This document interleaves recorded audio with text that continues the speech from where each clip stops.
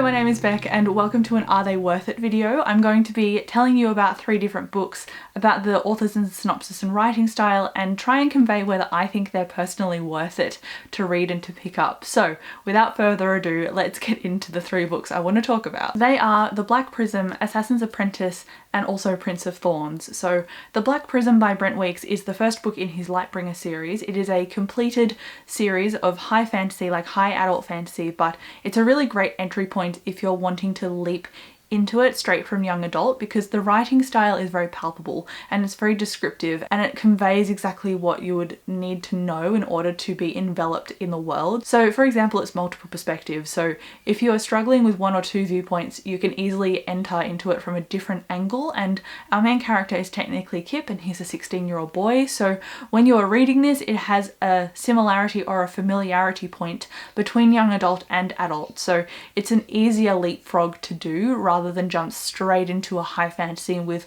all these adults and with all these politics. While there are politics and adult characters in here, it's easy to get on board with them because you're seeing them from different characters' viewpoints, and that's one of Brent Weeks' strengths. He likes to convey things through one character's eyes and then prove how flawed they are by showing you somebody else.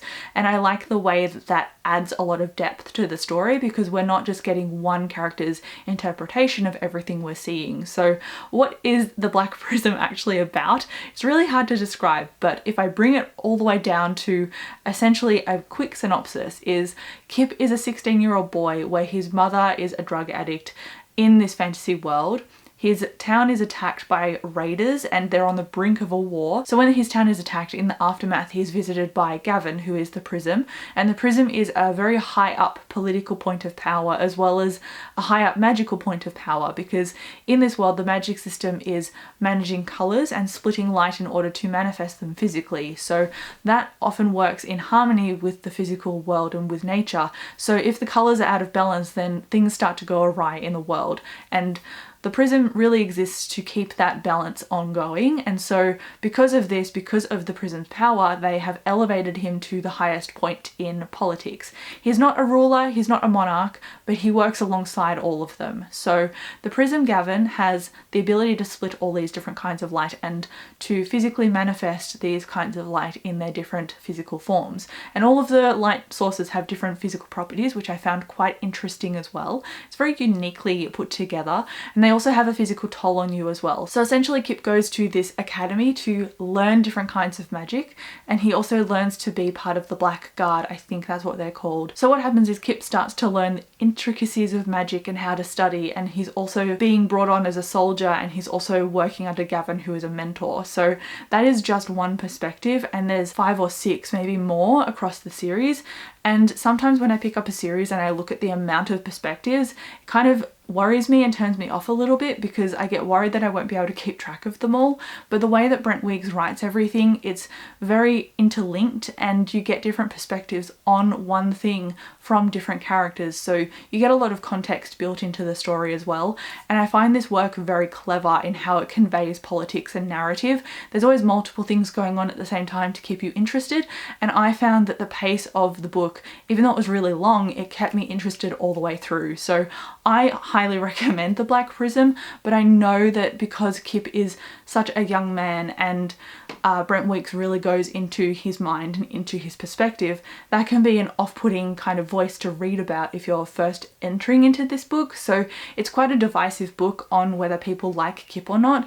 In my opinion, he really grows over the series, which is naturally what you would want a main character to do. So if you don't like him from the get-go, please give him, or potentially give him, a chance throughout the rest of the books. But if you don't like him, you don't like him, and it's not the book for you. But I really highly recommend this. I gave it 5 stars when I read it, and the rest of the books for me were a consistent 4, 4.5, 5 stars as well, and the ending was absolutely monumental. So it is a book that I would say is worth it, but just re-examine what kinds of things you're looking for in fantasy. It does character really well, politics really well, and magic really well. But if you don't connect to the voice of Kip, he's really intermittent throughout the whole series. So if you don't like him, you might not like the series. And if you don't like the particular characters that you're introduced to in the first book, you probably won't like the repercussions of the later books as well, because it really draws heavily on what is set up in the beginning. So I would say The Black Prism is worth it. If you have read it and you loved it too, let me know. And then next up, I would like like to talk about Assassin's Apprentice by Robin Hobb. I have a separate dedicated review for this, and the review definitely starts spoiler free and then it leaps into spoilers, and it is marked very clearly, so if you're going into it worried, you can clearly see when I transition. So that review exists separately on my channel, but I'm going to tell you whether I think Robin Hobb is worth it.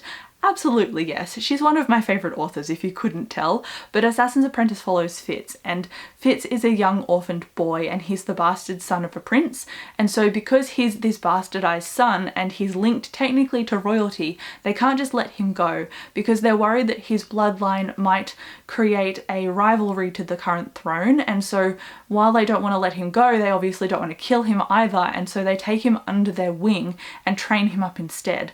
And so he gets put into the care of the stable master at Buckkeep Castle, and you really develop slowly with how Fitz develops. So if you are somebody who has to pick up a book and be immediately invested and just gung-ho straight from the first page, I don't think reading Robin Hobb would be the right mood or tone for you. She's a very slow burn writer, but that doesn't mean that nothing is happening. She's building up a lot slowly so that when she hits the ending of either a book or end of a trilogy, she has a lot of momentum already built up to draw from, and that very much hit home with me in this book, especially because while I reread this, the first time I loved it, the second time I loved it even more because I could see all of the foreshadowing that she's built up even for books like 6 in the future. So she's really thought ahead, and that's very subtle writing to me, and it's writing that you can appreciate as a first timer and also on a reread. Both of them have value. So to me, she's a very clever writer, she's a very slow burn writer, and she's very informed with deep characterization, and those are all things that I read books for. But if you're somebody who needs a fast-paced plot for things to get going, then you're going to struggle with the pace at the beginning of this. The pace at the very end is amped up to 1,000,000, but all the way through is a very coasty slow burn with different things interspersed throughout to kind of keep you interested and keep things dangling in front of you to keep going. But in terms of whether I think she's worth it, I 100% think she will. But again, she is adult fantasy, she is only one perspective, and so you can get through her work if you're a beginner like I was, because she's one of the first authors that I picked up when I was getting into fantasy for the first time, and she's someone now that I've read a lot of fantasy books and a lot of works that are very varied, and I can go back and I can still love her stuff.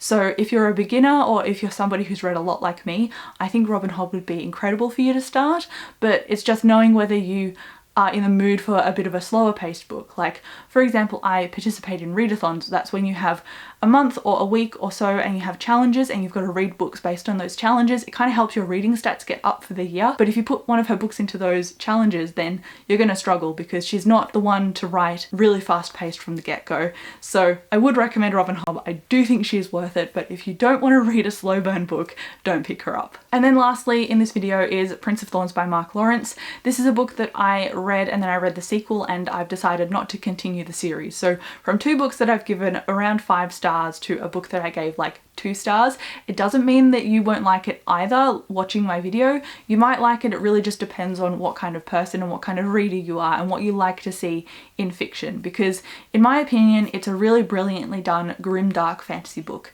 and it's got not a lot of hope in it. It's got characters that are not good people, but because of that I was turned off, because I need characters in here that I can root for, and I need characters that have some kind of heroic quality or some kind of heart of gold scenario in there. Even if they're a rogue, they do the morally good thing. In Prince of Thorns and in that series in general, at least in the first 2 books, I imagine the characters don't change too much to become heroes in the 3rd one. They don't do good things out of the moral goodness of their heart. They do things maybe they co-align with being good, but they do it for their own personal gain. And so because of that, I didn't really love that trilogy, or those first 2 books at least. So in the first book you follow Jorg, and he's around 11 and 13. You're getting flashbacks throughout the timeline, and when he was a kid, when he was around 10 or 11, his mother and his brother were brutally murdered in front of him, and he was thrown into a thorn bush and almost died because of it. And now, because his father refused to exact vengeance for the deaths of his mother and his younger brother, he's taken it on himself to go and do that, and because of that he's gone out of his way. He's not linked to royalty anymore. He's left the throne, so his father, who is the king, has this search going on for him with a reward, and so because of that he's got a band of kind of brothers that hunt on the road, and he does really morally nasty things to people, and he's really stuck in this dark funk. And because of that, and because of his tone of voice and Mark Lawrence's writing style, it was just not a book or a book series that gelled with me, unfortunately. The writing is very hard to follow if you're listening to the audiobook, because that's where I tended to miss things, because it would jump back and forth in time and it felt really difficult to keep track of.